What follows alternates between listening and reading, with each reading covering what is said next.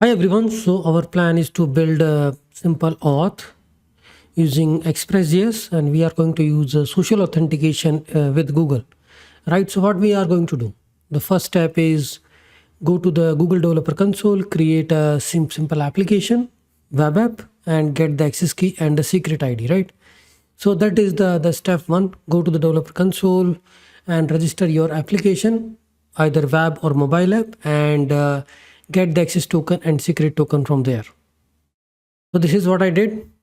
Google Developer Console, and here you just go to API Services Credentials and create a Auth0 client ID. App type is web. Add a authorized redirect URI. So it can be like if your application is running on localhost 3000, the redirect URI will be auth Google callback. And inside the env, because you just need to specify client ID, client secret, and redirect URI or auth secret. Because we are going to build an Express app, right? Express app will allow user to log in with the Google. So all these things we need to configure on our application. So here I am already on that prompt. If you can see here, I added I'm like registering a new application. So I will get a client ID and a client secret. Here you can see there are two things: authorized JavaScript origins, localhost 3000, authorized redirect URI, which is auth Google callback. And I will get a client ID. I mean, you can copy the client ID and you can copy the client secret. Client ID and client secret, these are the two things we need, right? Now we just need to bootstrap our Express app. So the step one is done. I mean, what we are going to do, we are going to provide a login with the Google button. Once user logs in, I mean, user enter your application, user will be presented with the login with the Google button. For that, we went to the Google Developer Console, the developer, he got the client ID, client secret, and registered a callback URL and the domain and a host. So let's try to write the simple application. What all modules we need? We need Express, Passport for serializing and deserializing a user session, Express session to persist the session in memory, and Passport uses the different strategy. Here we are talking about the Express app, not NestJS application. So here we need to add these modules: Passport Google Auth 2.0 strategy and .env to populate the values from the env to process.env. We initialize the Express app, and here we are specifying the session because we are maintaining a session. Because it's just a small demo, so let's set up a session. Here we are initializing the passport.initialize passport.session, because passport will manage the session. And here we are registering a Google strategy. We are passing client ID, client secret, and the callback URL. So either you are passing from the clients from the process.env, or I also hard coded them here, callback URL. And once you log in successfully, because this is the auth flow, what it will do, you will see a login button, you click onto it, you will be presented with the login screen, Google account login screen.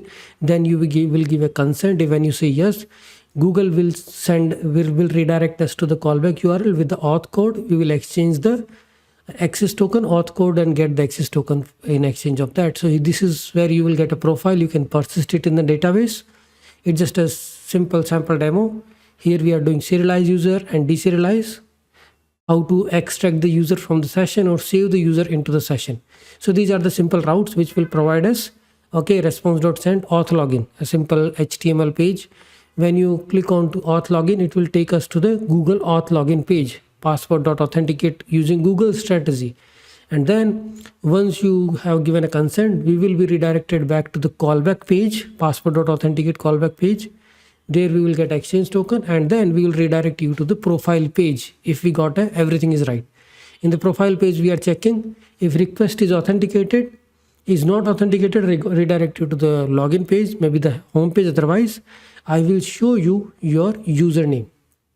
Very basic thing. Now it's just a logout. Logout will just take you to the request.logout. Will just set is authenticated false. This is what request.logout will do, and it will redirect you to the home page. Now we can start the server app.listen 3000, and we'll just do node app.js. So Express session, passport, these are the different modules we are just using here. Now when I run this application, localhost 3000, this is the welcome page I see. I will click on to the login with the Google page. Yes, login with Google, I click on it. It will take me to the auth screen where I will give consent. Okay, I'm logged in, right? I mean, I already give consent, so it didn't ask. You can try another Google account and then it will ask for the consent. You can see continue. So what happens in this whole auth flow? I hit auth login route. It takes me to the Google strategy. I mean, the Google is the authorization server. It presented me the login screen. I entered. Because it's a Google account, I already have logged in. So it asks me the consent. I give yes. It redirected to the callback where we did a code exchange, and then I redirected to the profile page where I'm showing you the username, code with TK Sharma. This is my Google profile username. So this is the end-to-end auth flow. This is how these things are connected with each other. If you want to try to log your user request.user object, this is what we are getting from the Google. Display name, email, photos, because this is the defined scope. Google is not sharing the password with this application, but allowing apps to access the information which is already on the Google server, like my display name, emails, photos. With this information, I can create user in my own app database, because we are not storing password. Password is not even provided to us. I submitted password to the Google, and Google is sharing this information with this application so that I can create account and let user log into the application and see the data through the APIs. Now I can have some protected APIs which will be accessible to me because I'm already logged in. My session exists in the Express in the Passport. Hi everyone, welcome back. So after building the Google Auth login, now it's easy. You can just replicate the same platform either with the GitHub or either Twitter, Facebook and all. What you need is the creating the app there, registering the callback URL, redirect URI, and the logout and the origin. They can ask you for information. I mean the application you are running from, the domain, either localhost 3000, the web origin, then the logout URI or the callback URI. Callback URI is the must and very important. So we can just use the same Node.js Express app. If you want to implement it for the GitHub login, you just go to the GitHub developer console, create a new auth app, add a homepage URL, redirect URI, you will get a client ID and a client secret and callback URL. And then you will just register them, because there are two ways. Either we use this some kind of SDK, which like we did with the Google. Now here we are just going to use Axios. So how we do is we will just call the GitHub APIs by passing the client secret, client ID, and it will redirect us to the login page. Then once we are authenticated properly, it will take us to the callback page, and we got the code.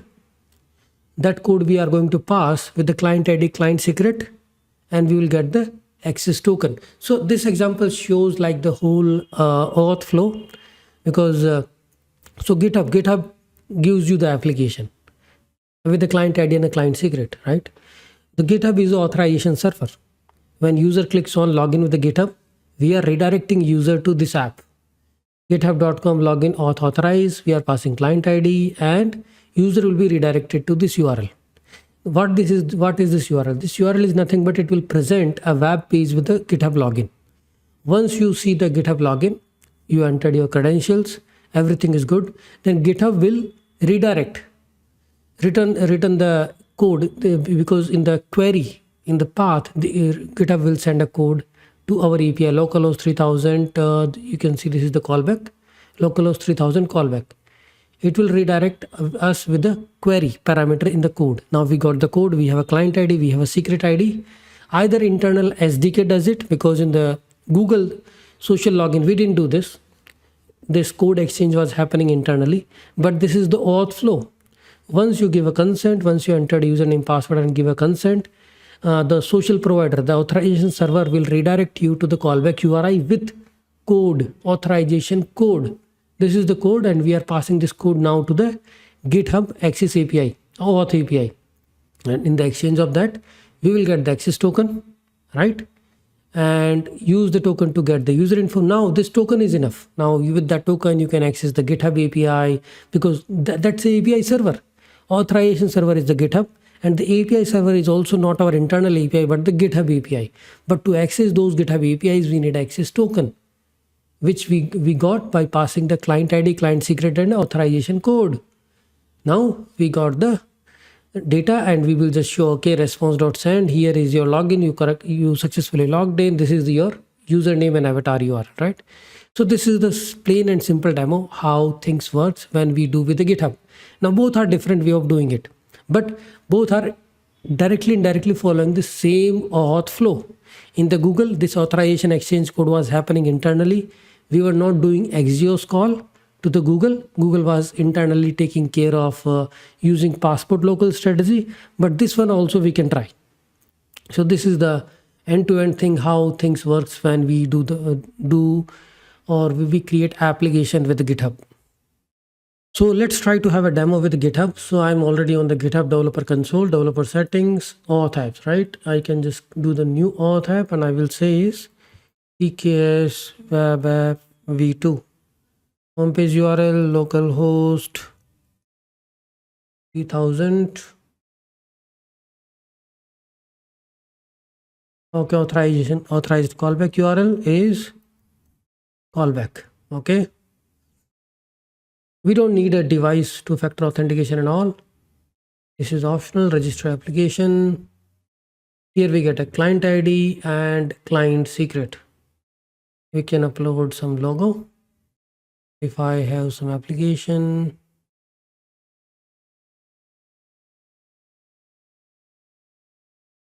this looks fine. This is my app logo.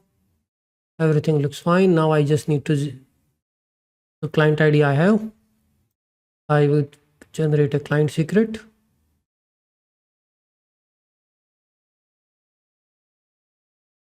So this is, where do I see my client secret?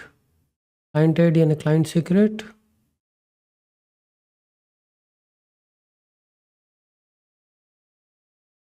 Here's the only client secret generated. Okay, let me see. Where can I copy the client secret?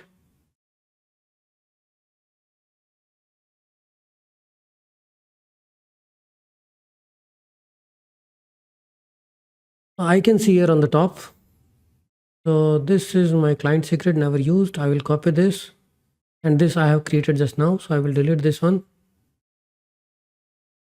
So I have one which I just copied, and I will just copy this here, client secret, and my client ID is simple. Client ID, client secret, and my application is good. This is the GitHub Auth. I will try to install some of the modules.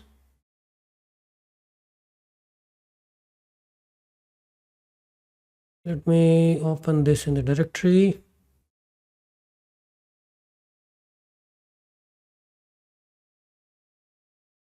So we just need to install two modules, express.env, Axios. So our application started on port 3000. Let's see now. So this is my application. What I will do is I will go to the login route. You can see it takes me to the authorization server login screen, and I will just authorize it because it is accessing it want to access my personal information. Authorized TK Sharma, and you can see, right? So these things happens underneath, right? This is a simple example of how auth flow works with the GitHub. We just wrote a very minimal code here. We did a login, and during the callback, I can show you the code also, whatever I'm getting. So this is the code we are getting. Even I can just print the whole request.query.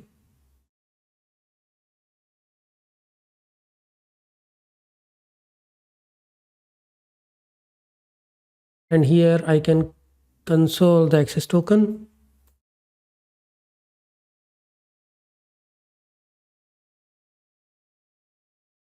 Okay, and let me start the application again.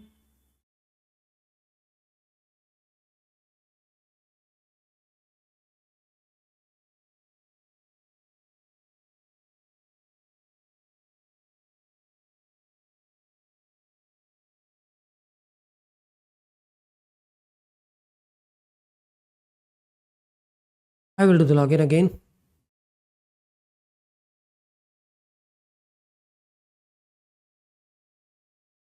And here we go, and I can see a few things here. This is my authorization code, you can see, and this is my access token which has been sent. So this is how the auth flow works with the GitHub also. What we did is we went to the GitHub developer console, we created a access key and a secret and a simple callback URL, that's it. And it is all happening through the Axios by going to the authorized login screen, right? There we did access, allowed access, give a consent, we got the query, we did exchange of the code, we already have a client ID and client secret, we got the access token. And with the access token, we are able to access the GitHub user information because that is the API server. So that's it. This is a simple demo of we have already done with the Google Developer Console. Now this is with the GitHub.